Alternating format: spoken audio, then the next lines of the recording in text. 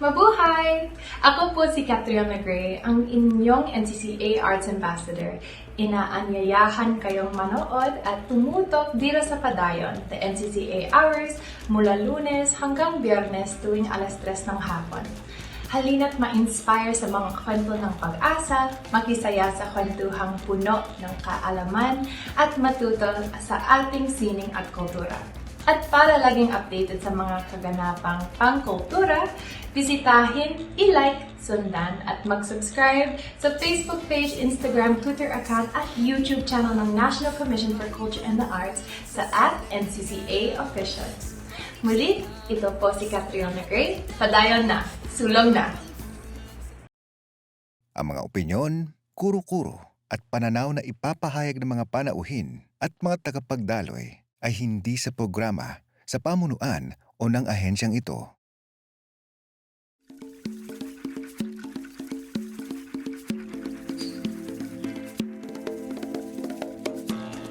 Tamang kaalaman, tungo sa malayang kaisipan. Ako po si Ferdy Isleta.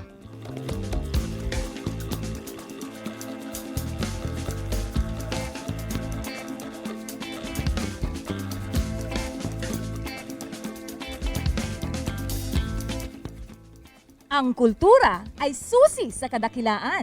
Ako po si Annie Luis. Sumanib si Apo sa lahat ng tao. Umanib ang bulan sa sinag ng araw.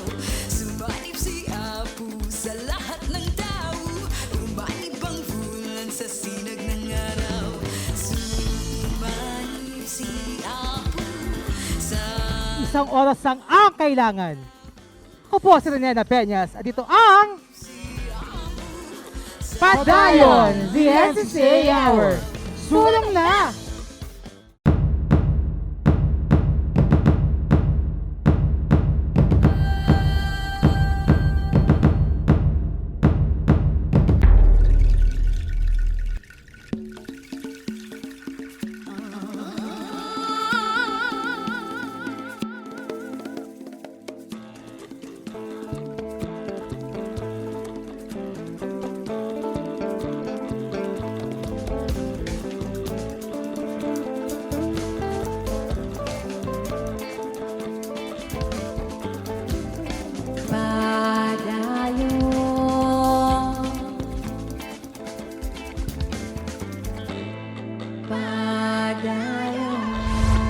Sumanib si Apo sa lahat ng tao.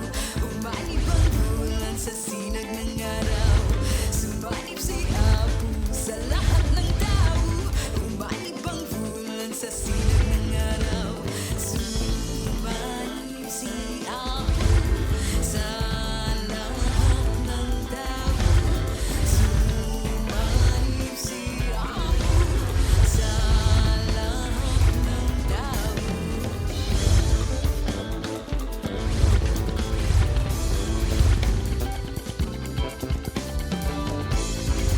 Padayon, the NCCA Hour. Sulong na!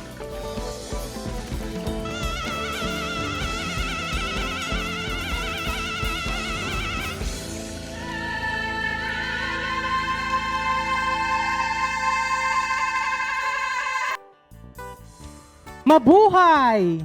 Isang makulay at buhay na hapon, mga kapadayon. Mga partners, anong kailangan abangan ng ating mga kapadayon ngayong hapon? Mga kapadayon, abangan natin ang kwento ng Teatro Ambahanon mula sa Sok Sargen. Makakasama natin mamaya ang kanilang artistic director and choreographer na si Ginoong Ding Carino. At mga partners, mga kapadayon, very exciting ang hapon na ito dahil ipapakilala na namin sa inyo ang nasa likod ng pag-style sa amin sa mga napakagandang kasuotan tuwing meron tayong palabas dito sa ating show na Padayon. Kasama natin from the closet si Sir Norman Peña Florida. At syempre, madami pa tayong mga guests, mga kapadayon, kaya abangan ninyong lahat yan sa loob ng isang oras. Bago natin umpisahan ang isang hapon na puno ng kasiyahan, kaalaman at inspirasyon, inaanyayahan namin kayong lahat mga kapadayon na humabol sa pagsumite ng inyong mga nominasyon para sa pambansang alagad ng sining. Gayon din para sa gawad sa manlilikha ng bayan. Para sa mga detalyeng inyong kailangang malaman para sa mga programang ito na pinangungunahan ng National Commission for Culture and the Arts at ng Cultural Center of the Philippines, halina't panoorin ninyo ang maiksing patalastas na ito.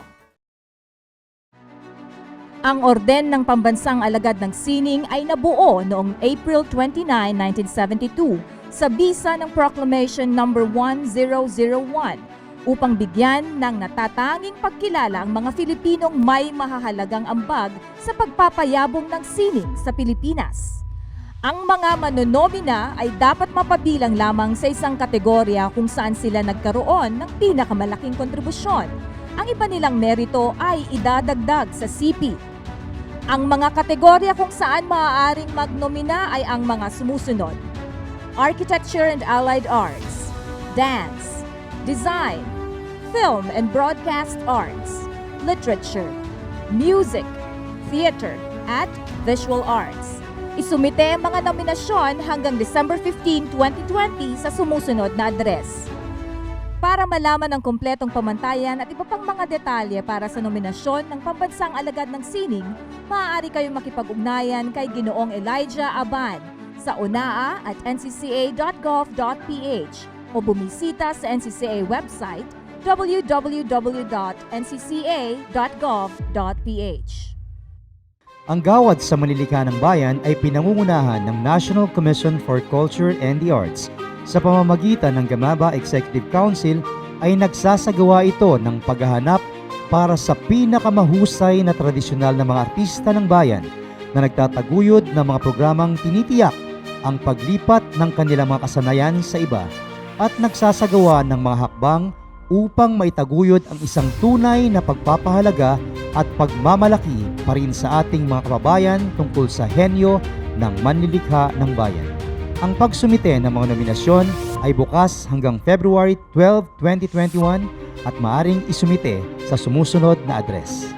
Para malaman ang kumpletong impormasyon at iba pang mga detalye para sa nominasyon ng gawad sa manlilikha ng bayan, maaari kayong makipag-ugnayan kay Rosh Severo sa gamaba@ncca.gov.ph o bisitahin ang NCCA website sa www.ncca.gov.ph. At mga kapadayon, pwede na tayong humabol para sa nomination natin ng entries para sa National Artist Award at gawad sa manlilikha ng bayan. At narinig natin kanina kung sino ang ating mga bisita. Yan lamang ang inyong aabangan dito sa Padayon, the NCCA Hour. Sa iba't ibang dance challenge na umuso nitong nakaraang buwan, isang kakaibang dance challenge ang ibinigay ng isang contemporary dance company sa mga kalahok ng kanilang festival. Ang gumawa ng sayaw sa isang maliit na espasyo. Sayaw sa isang cottage. Sayaw sa isang dining room. Sayaw sa fish pond. Yan ang ipinamalas nila noong nakalipas na taon. Pero ano naman kayang exciting na abangan nating mga produksyon ngayon? At ano kayang dance challenge ang ibibigay niya sa atin dito sa Padayon?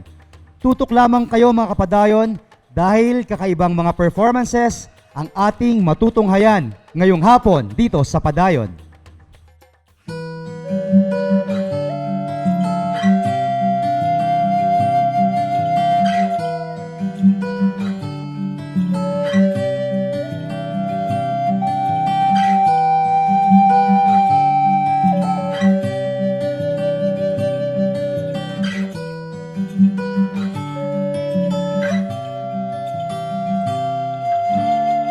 Nais kong lumipad tulad ng agila at lumutang-lutang sa hangin, magkaroon ng pugad sa puso ng kagubatan.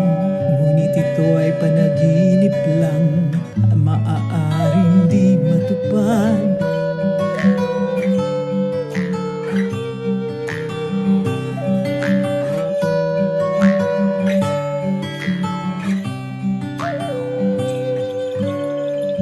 Pagkat ang kagubatan ay unti-unting nawawala, mga puno nito ay nangingibang bayan.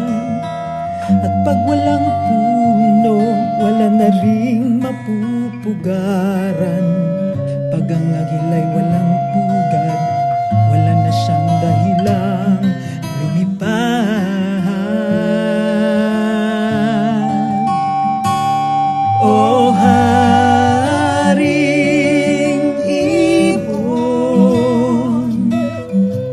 hari kong tunay, nais kong tumulong ng kaharian mo'y muling mabuhay.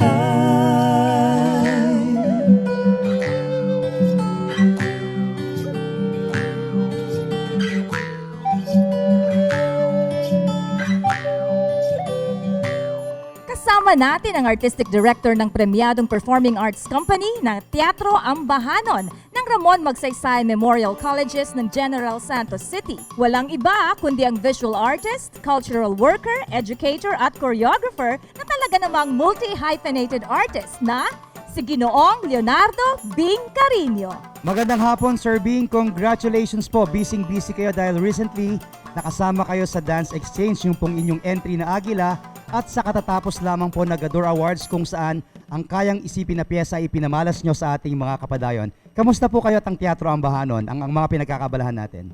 Busy ang mga bata ngayon, no? Despite the pandemic, despite the government control over movement, gumagalaw pa rin yung mga bata, and they are now deep into the preparation of their entries to the 15th Director's Prize competition ng Ambahanon. Sir Bing, kapag sinabing Teatro Ambahanon, mga partners, iba ang tatak. May tatak, ika nga, at kilala at sikat. Pero ano nga ba ang Teatro Ambahanon at ano ang layunin nito?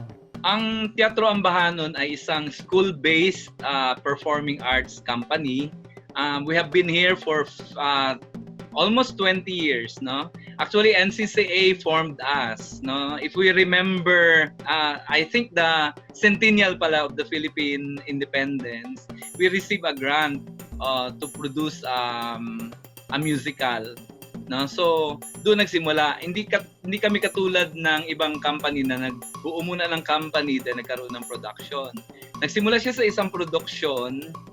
Tapos nagbuo kami ng mga dancers at saka musicians, no? Ang una naming pangalan, Dulang RMMC. Tapos yung una naming ginawang theatrical production, musical, may isang line doon na sinabi, mga ambahanon sang kapispisan, because it's an Ilonggo material. Sabi ko, ano itong ambahanon? Sabi niya, sir, it's a song poetry. Ikaw ay bagay yan sa atin because we are a musical theater production. So nag-stick ang pangalan na Teatro Ambahanon. Start kami musical theater, tapos mas mahirap i-train ang dancers. So I decided to open a dance academy for the artists. Pero nagkataon na mas madali i-produce ang dance kaysa sa musical theater. So mas marami kami naging production. Hirap kami sa space, hirap kami sa audience appreciation kasi bago yung forma. So ang nagiging mission is to develop our audience. No? So lahat ng mga project namin, yung Director's Prize competition, yung LQI, itong bago, itong Open Studio, Open Season, these are for development of artists, development of audience, and development of repertory. Sir, nabanggit niyo po kanina yung bago pa lang na konsepto or hindi pa gaano kalaganap yung contemporary dance, no? Ano po bang difference nito para sa ating mga kapadayon na hindi pa nakakaalam? Difference po ng contemporary dance dun sa modern dance na alam natin. Ang contemporary dance is bago, mas nauna pa ang modern. Kaya ako nagugulat na ang modern dance ngayon tinawag na contemporary dance, which is in other countries iba talaga ang contemporary dance sa modern dance. Sa atin parang naputol ang tradisyon ng modern dance na sinimulan nila Agnes, kasi biglang tinawag na ang modern dance na contemporary dance. Kasi even in art, iba ang contemporary art sa modern art. iba rin ang contemporary architecture sa modern architecture because modernism is different from contemporaneity, no? Technical siyang kasi even sa mga dancers ko mahirap siyang i-define, no? Even if you look at Teatro Ambahanon's work, minsan may pagka hip hop, no? Minsan may traditional.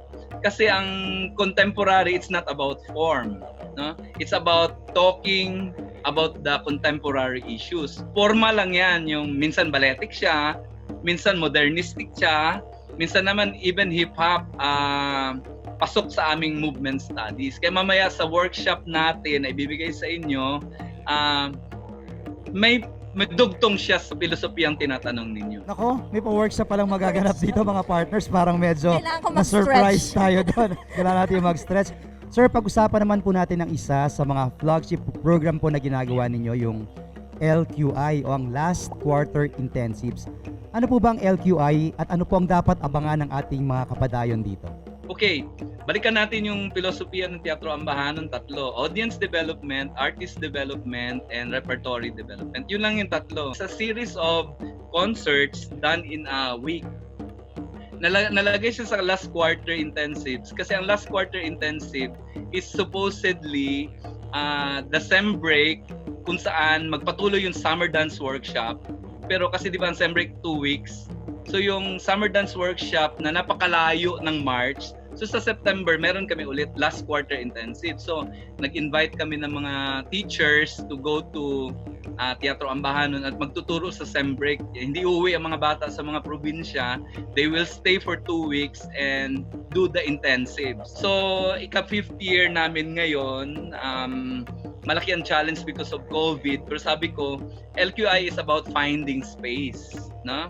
Finding space kasi wala kaming space kung saan kami nagpe-perform, sa mall, sa kalsada. Sir, speaking of space naman, di ba? Meron po ba kayong mga challenges ngayon na hindi pwedeng magsama-sama ang rehearsals, hindi gaano karami yung tao sa isang lugar? Paano po kayo ngayon nagko-cope dito sa ganitong challenge? Una, akala ko bakasyon ito. Pero bago natapos ang quarantine, tumawag ng Cultural Center na hindi pwedeng maghintay ang mga projects. So, nabuo yung Agila. No? Tinawag ko yung mga matatanda, mga retired dancers ko para sumayaw. Tapos outdoor para safe. Consequential yung set. No? Hindi yun plinano. Nag-drive around town kami. Saan ba pwedeng hindi tayo huliin ng pulis kasi nag-gather tayo with everybody. So pumunta kami sa lugar na walang tao. So ginawa namin yung Agila doon para sa Gador. Na incidentally, naghanap din ang NCCA para sa dance exchange ng mga projects on COVID. Kung pasok itong project nito, so lumabas din siya doon sa exchange. Sir, sa usapang LQI, di ba ito ay site-specific works? So yung mga choreographers yung namimili ng mga sites or spaces at gumagawa ng sayaw dito sa mga napili nilang mga lugar, no? Ano po yung inspiration ninyo sa challenge na ito? Ang site-specific work is the problem last year, no? This year, ang problem is dance in isolation. Kasi hindi sila pwedeng magkaroon ng cameraman, hindi sila pwedeng magkaroon ng staff. So, yun yung problem. How will you navigate the challenges of the new normal? So, yun yung tema this year. Last year, ang tema is finding your own space. In LQI, meron kaming tinatawag na Dance, Film, and Wine. So, for 3 years now, ini-explore na ang film as a new space for dance. Yes, sir. Actually, namamangha kami sa mga sinishare ninyo, sir, tungkol sa mga challenges na binibigay nyo sa inyong mga dancers. At kanina nabanggit nyo, nabibigyan nyo rin kami ng challenge, parang Patikim. patikim. So, para sa ating mga kapadayon, gusto ba nating ma-challenge na experience yung binibigay nyo po sa inyong mga dancers, sir, kung ipagkakaloob nyo po sa amin yan? Dahil eskwelahan kami, meron kaming iniikot na module sa contemporary dance choreography. Mikot na ito. Are you familiar with Shape, Annie? Shapes? Yes, sir. Shape. Ang katawan natin, kasi ang sayaw, ang pagko-choreograph, merong 5 component. Baste, body, action, time, space, and energy. No? So madali lang siya. So punta tayo sa body. Ang body merong forma. Ngayon nakaupo kayo. No, pare-pareho kayo actually. So walang problema diyan, that is a shape. Pero pag creative tayo, we have to be creative, no? So makagawa ba tayo ng forma na nakaupo? Sige daw, kanya-kanya. Okay, ang ganda. Ang choreography, kailangan na ituturo. Pag hindi kaya ng katawan, hindi possible ang choreography. So, meron tayong tatlong shape, no? So, ang shape ni Annie, patingin. Okay, maituturo ba yan? Kaya niyong kopyahin? Sige, go. Shape ni Annie. Okay. Ang shape 1. Ano yung nauna sa left? Yes. Oh, dapat maturo rin yung shape muna. Shape lang, walang movement. Sige, shape. Okay, matuturo. Ang galing. Tapos ang kay Ferdy. Ano yung kanina? Mas mahirap yung sa'yo. Okay, kaya ni Annie?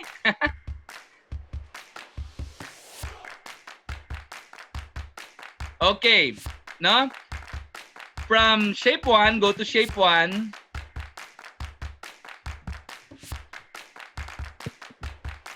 Shape 1. Can you connect it with Annie's shape? Shape 2. Shape 1. Paano siya i-connect sa 2? Annie. Okay, maturo ba? Again, maturo. Go. 1 to 2. 1 and 2. Oh, from there, Ferdy, paano idugtong yun sa'yo? Okay, can we connect it from 1, 2, and 3? Go. Move. And move. Okay, can we connect it to 2 again? From there. And 1.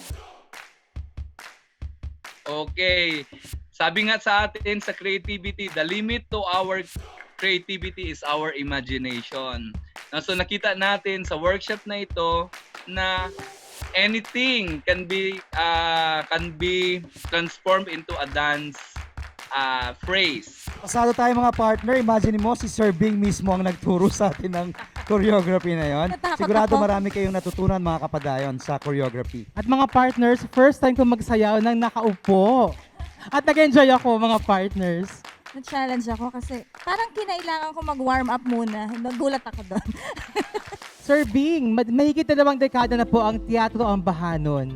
Paano mo niyo po napanatiling fresh ang mga programa at proyekto nito sa paglipas ng panahon? Bago matapos ang isang project, pinaplano na ang next project, no? Pero nagkakataon na nag-change siya because of the situation. Pareho itong festival ngayong taon na ang plinano last year is iba sa nangyari ngayon. So naintindihan natin ang dynamics ng change. Pag hindi natin siya nire-resist, situation will give you something new, something fresh. The pandemic gave us an opportunity to reinvent, to go into hindi structured na panahon. So I think yun yung maganda sa pagiging fresh. Pangalawa, we are school-based organization. Ibig sabihin, in 4 years, your stable of dancers will graduate and may first year na naman napapasok. No? So tinigil ko na yung pagtuturo ng classical na sayaw kasi it's useless to start from the beginning all the time. No? So yung nakita niyong workshop na binigay ko sa inyo, actually hindi yun siya technique specific.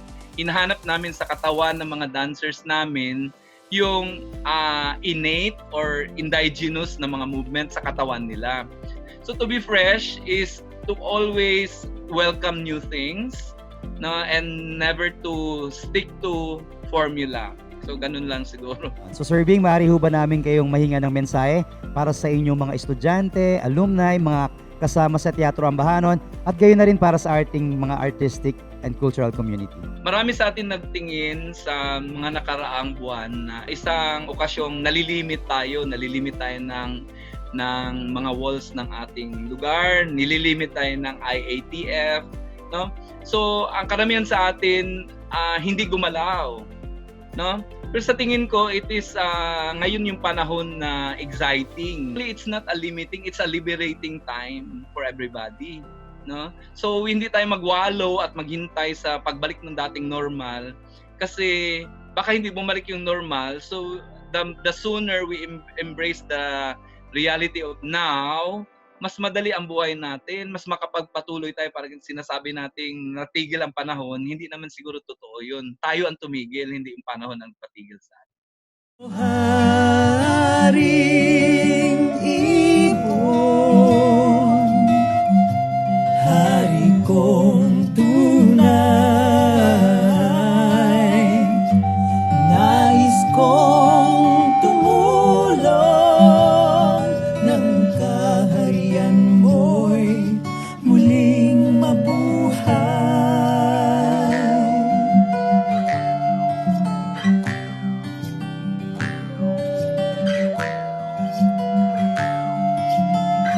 Hindi man lagi nakikita sa harap ng manonood, kitang-kita naman ang galing ng ating mga choreographers sa pagbubuo ng mga galaw, ritmo, at indak ng ating mga sayaw. At sa Teatro Ambahanon, hindi lang ito mga sayaw na nagbibigay saya, kundi kumikiliti rin sa isipan ng ating mga masa. Maraming salamat po muli, Ginoong Bing Carino. Padayon! Padayon! Mga kwentong kapupulutan natin ng inspirasyon, nagbibigay ng lakas ng loob upang harapin ang mga hamon. Mga istorya ng katatagan sa ating humihikayat upang patuloy na bumangon. Kwentong diskarte ng artistang tampok namin ngayong hapon, ating pakinggan, ating hangaan, dito lamang sa Sining Inspirasyon.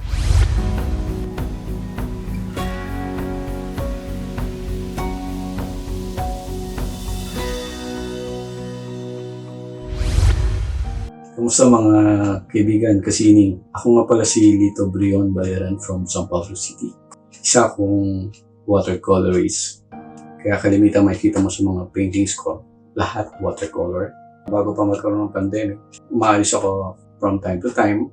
Kaya makikita mo yung painting ko, lahat landscape, lahat tao. May tao lagi. Gusto kong tao. Kasi parang gusto kong ikwento yung panahon ko. Sino sila? Sino itong mga to? Saan to? Saka ang watercolor, kaya yun na rin yung napili ko. Parang mag-aang, nag-reflect dun sa pagkatao ko.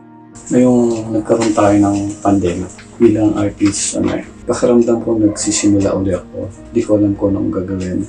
Yung mga nakasanayan mo, umaalis ka, umaten ka na exhibit, napapaisip ako parang, kano na lang yun, sandali. Akala ko biglang, sandali lang Isang buwan, 2 buwan, balik sa normal lahat. Pero may ilang buwan na tayo, ganito pa rin. Ang hirap. Sa totoo lang, nahihirapan ako. Sabi ko nga, parang kailangan tanggapin, di ba? Parang normal ko na ginagawa dati na uti-uti. Parang mahawa ko ng pencil, mahawa ko ng brush ko para mag-sketch, mag-paint kahit konti. Ginagawa ko na uli dahan-dahan yung dati kong nagbabike ako, punta ako sa lake, nagpa-paint. Parang swerte ko na rin kasi malapit malapit lang ako sa lake dito. Yung paborito kong tambayan, kahit yung mga kaibigan ko mo sa San Pablo, favorite yun kasi doon kami nagpa-paint. Dapat ibalik natin. Naibabalik ko na yun. Yun bukod doon sa painting. Ako kasi bilang artist, nahirapan nila. Isipin nyo hindi lang kayo, lahat tayo ngayon, may kanya-kanya tayong pinagdadaanan. Hindi lang ikaw, kailangan nating ibalik dun sa focus ulit yung sarili natin. Para sa sarili natin. Kaya ko sinabi para sa sarili natin kasi kailangan maging okay muna tayo para maka-help tayo sa iba or makagawa tayo ng magandang overall, makalikha tayo ng magandang paintings ulit. Tingin ko, nangyayari to sa atin lahat. Artist ka man, doctor or lawyer o naman profession. Ito yung time siguro mag-reflect tayo kung ano yung nangyayari sa atin. Ano bang gusto mong mangyari sa buhay mo. Pero hindi ibig sabihin mag-stop tayo. Kailangan natin magsimula. Kung nag-off ka, kailangan mag-on ulit. Kailangan natin magsimula ulit. Ang usapan ngayong hapon dito sa Padayon. Dahil makakasama natin ngayong araw via Zoom ang tao sa likod ng mga garbong kasuotan naming mga host tuwing hapon. Makakasama namin ang theater actor at stylist, ang aming minamahal, si Ginoong Norman Peña Florida.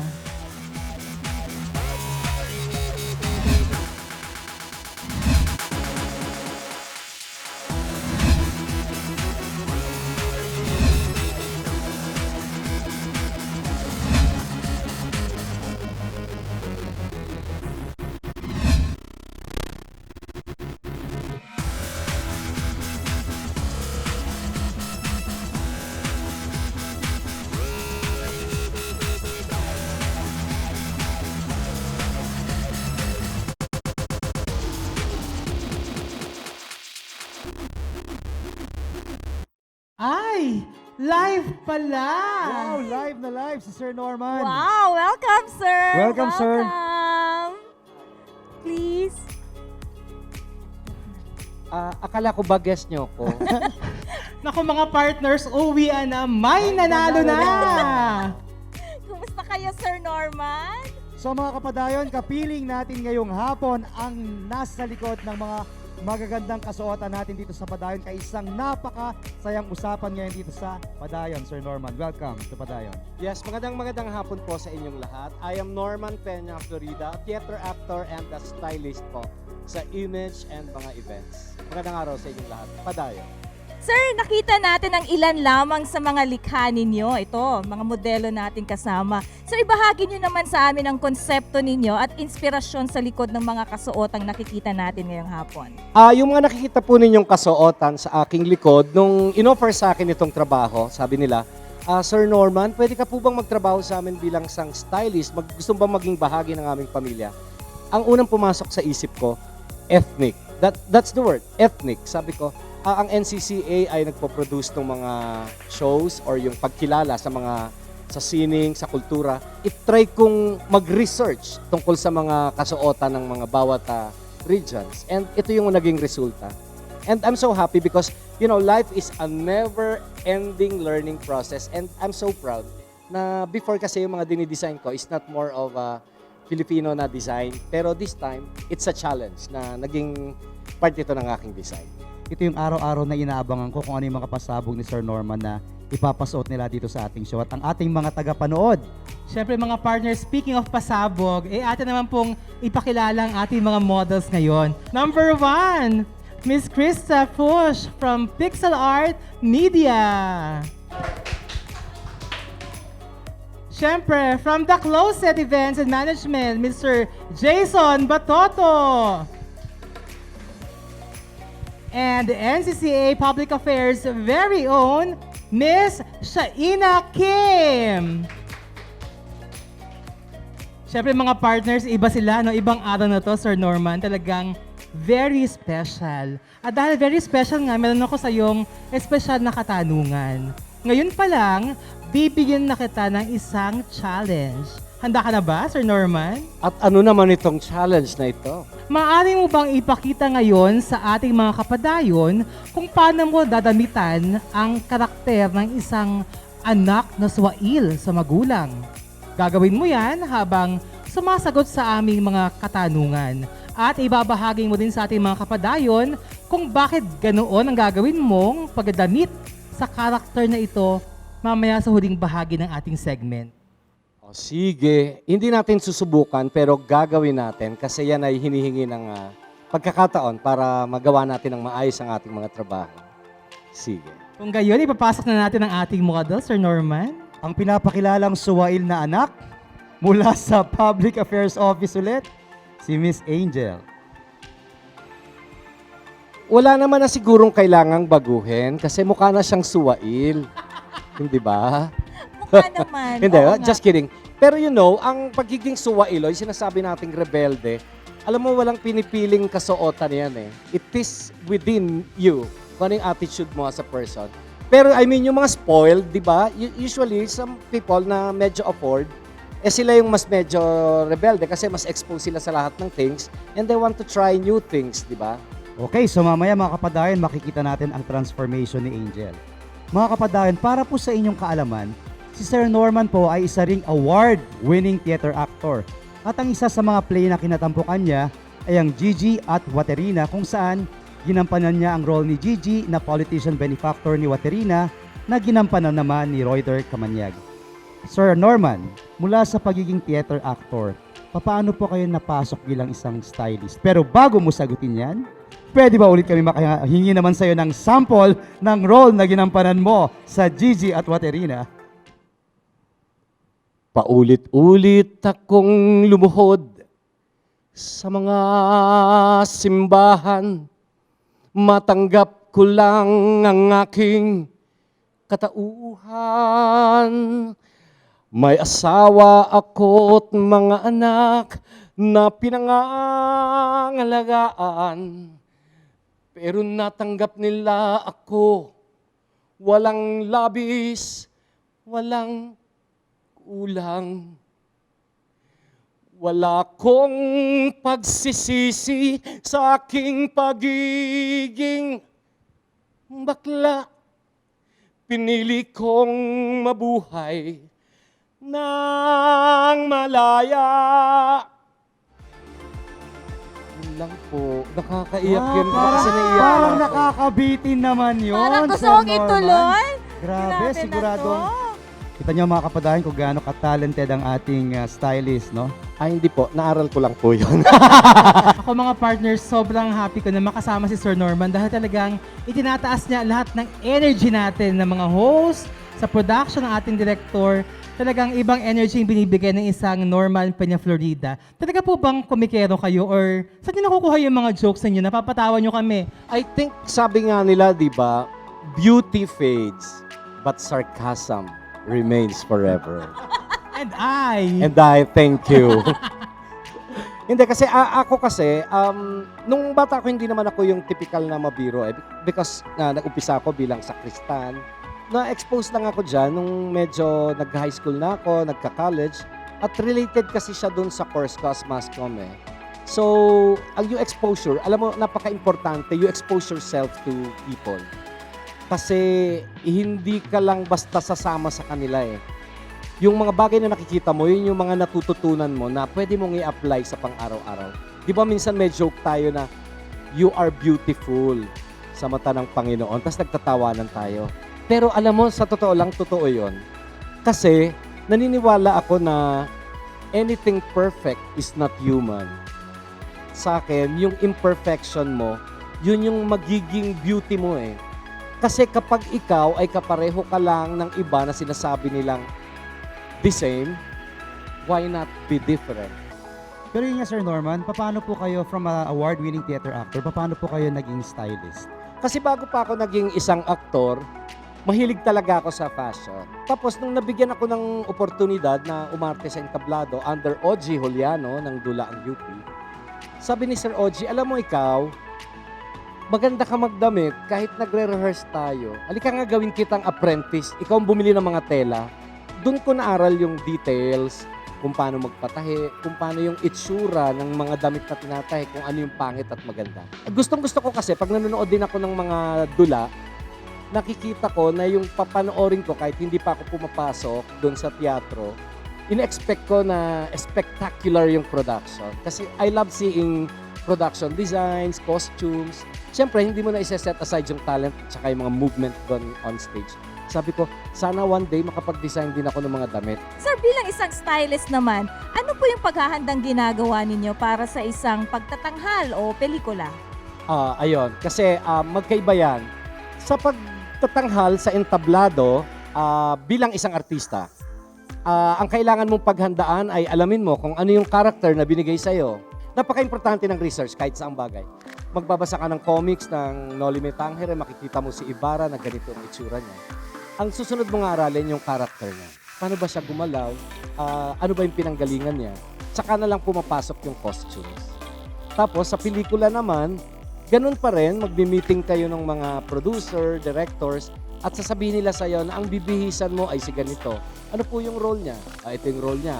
Ito yung gagawin niya, ito yung eksena. Ang pagbibihis sa pelikula ay iba kasi nagbabago-bago depende sa sequence at saka doon sa panahon o yung tema.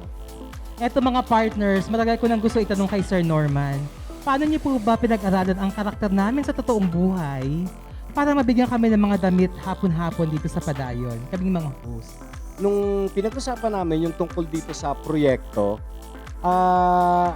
unang tinanong ko, sino po yung mga kasama ninyo? Si Miss Annie, si Sir Ferdy. Sabi ko, nakikita ko na po sila pero hindi ko pa sila nakakausap personally. Napaka-importante, huwag tayong maniniwala doon sa first impression. Kasi pag tinignan mo ang tao, hindi ka agad yun ang dapat mong alamin tungkol sa kanya na ganun siya eh. Kausapin mo sila.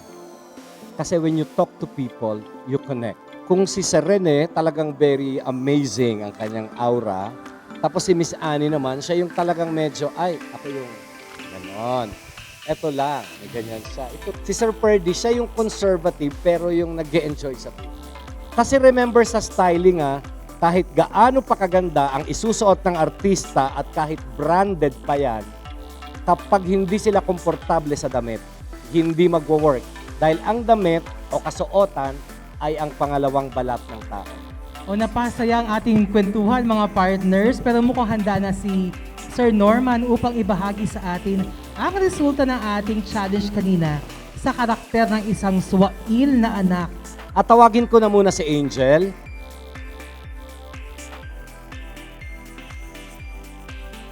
Ito ang naisip ko para kay Angel. Ang kwento behind this design is si Angel kasi ay isang anak mayaman. Pero rebelde siya. At sabi sa kanya ng mom niya, sa dibu mo anak, ito yung susuot mo, ito yung dapat mong gawin, ito yung gagawin nating lahat-lahat, pati pagkain naka-ready na. Pero ayaw niya kasing mag-celebrate ng kanyang debut. So, ang ginawa ni Angel, pumunta pa rin siya doon sa kanyang birthday, sa kanyang reception, pero tinry niyang i-change yung kanyang look. Yun yung gusto niya. Kasi remember that fashion is also freedom. Sa bahaging ito, mga partners, mga kapadayon at Sir Norman, gusto ko pong marinig nyo ang reaksyon o pakiramdam ng ating mga models na nagkaroon ng chance o oportunidad na masuot ang inyong mga kasuotan ngayong hapon. Masaya po sa pakiramdam dahil sa tingin ko na isuot ko ng maayos, na i-represent ako ng maayos kung ano ang vision ni Sir Norman sa paggawa ng kasuotang ito. Ang masasabi ko lang po, I feel so much confident nung sinuot ko po itong damit na ito and I'm super happy na makapagsuot ng sarili po naming gawa. Maraming salamat po. I really feel empowered and yung parang kahit anong suotin mo is karakter ka. And it's not just character na, you just wear in a special event. You can actually wear them every day. It's reflective not only of culture but of artistry ng The Closet and of course of Mami Norman Peña Florida. Isang malaking karangalan para sa akin ang mabihisan ng isang Sir Norman. Feeling suwail na anak dito sa outfit na to kahit malayo siya sa totoong personalidad. At syempre hindi pa rin lumampas Sir Norman na marinig mo naman ang reaksyon naming tatlong hosts na araw-araw nagsusuot ng iyong mga creations. Naku partner, nung unang beses pa lang na nakita ko yung mga creation ni Sir Norman, talagang sabi ko, makakapagsuot ako ng ganitong klase ng mga magagandang damit. Pero partner, habang tumatagal yung panahon na dinadamitan tayo ni Sir Norman, alam mo, tuwing nakikita ko yung damit na dala niya, nararamdaman ko yung puso at pagmamahal niya. Parang alam mo, pag kami dala siyang damit, parang nakikita ko sa kanya na habang pinipili niya yung damit, talagang nasa isip ka niya. Ako naman, partners, ang unang tanong ni Sir Norman sa akin, ano po yung size ninyo? Okay, so, hindi pa niya kasi hindi pa kami magkakilala. Tapos pagdating dito, ano po yung komportable kayong suotin at saka yung ayaw ninyong suotin? Tapos nagbigay na siya sa akin ng selection. Tapos pag tinatanong niya sa akin, komportable ka? Masaya ka? So important, oh my God, ganito pala yung styling. I thought kasi, bibigyan ka ng damit, isuot mo yan. Kahit hindi kasya, pagkakasyahin natin yan, itatahin natin. Hindi ganun yung experience ko. And I feel happy about it.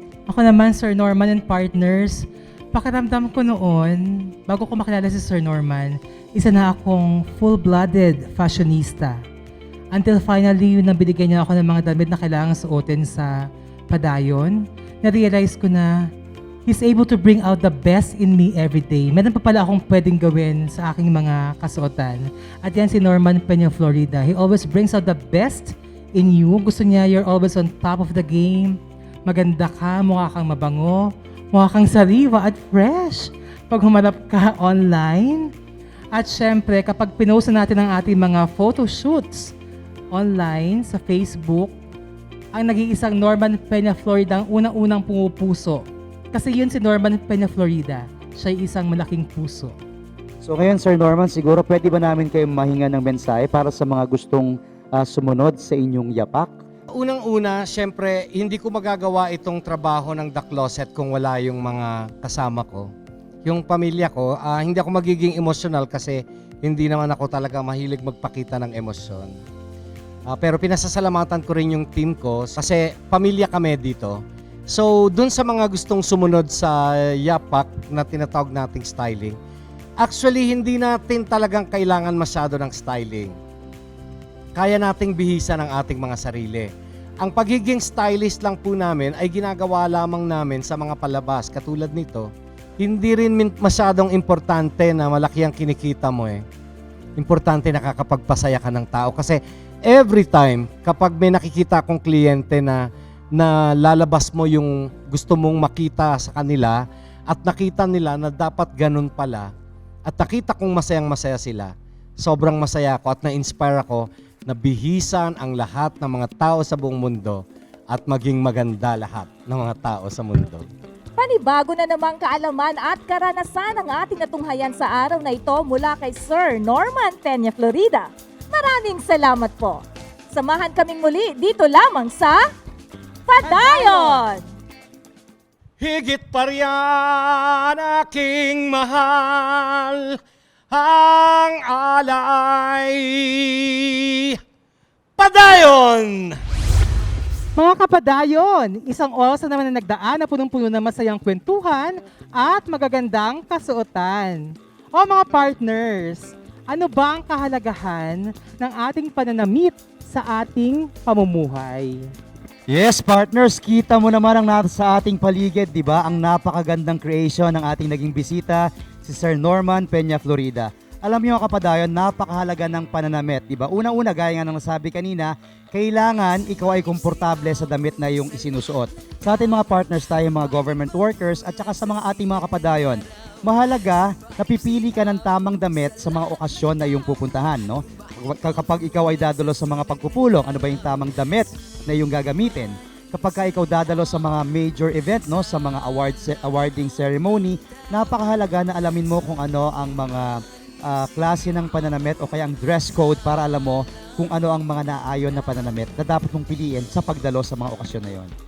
Yes, ako naman mga partners, di ba may kasabihan nga na fine feathers make fine birds. Kaya kung ano yung kasuotan mo, yun yung nagbo-boost sa'yo ng confidence, yun ang nagpapaganda sa'yo. So kung maganda yung kasuotan mo, nakaka-boost yun ng confidence. So nagiging, hindi naman bad na ibig sabihin na feeling maganda, no? So nagiging confident ka talaga. At syempre sa ating mga government employees, very important na kahit na nasa lockdown tayo, di ba meron tayong work from home, meron tayong mga virtual mga activities na ganyan.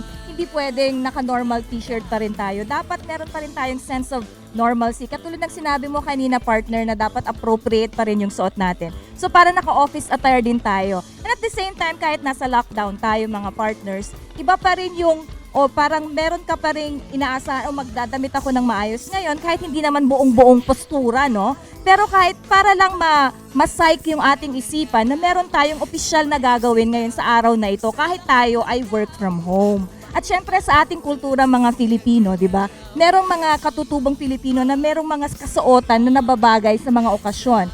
Mga kulay na ang mga kulay na ito ay para lamang sa mga maharlika. May mga ganun tayo. So, kailangan nating alamin ang mga ito at para rin maging sensitive din tayo sa ating mga kapadayon. Katulad natin mga partners sa araw na to, talaga namang mahablik ang ating mga datingan. Pero kidding aside, mayroon tayong kasabihan na you are what you wear. Kung paano mo pinapakita yung sarili sa ibang tao, yun ang mahalaga. At meron ako nakausap before mga partners na isang couturier. Sabi niya, come to a party overdressed. Kasi kung overdressed lahat at ikaw yung underdressed, ay kawawa ka naman. Pero alam mo mga partners, at the end of the day, is that you're overdressed or underdressed. Ang mahalaga, ang maipresenta mo na maayos ang iyong sarili, na malinis ang iyong damit at ang iyong pananamit, at pinakahigit sa lahat, malinis ang iyong puso. Yun, kaya kailangan malinis ang ating mga puso, maganda ang ating mga kalooban, maganda ang ating kasuotan, ipagbunyi natin ang ganda at galing nating mga Pilipino. At para laging updated sa mga kaganapang pangkultura, bisitahin, i-like, sundan at mag-subscribe sa Facebook page, Instagram, Twitter account at YouTube channel ng National Commission for Culture and the Arts sa @NCCA Official. Dito sa programang hatid ng NCCA at ng CCP, ugaliin kami samahan araw-araw tuwing 3:00 ng hapon. Maraming salamat sa pagtutok sa aming programang nagbibigay ng kaalaman. Sa programa nagbibigay ng kasiyahan. At sa programang nagbibigay ng inspirasyon. Ito ang Padayon, the NCCA Hour. Sulong na!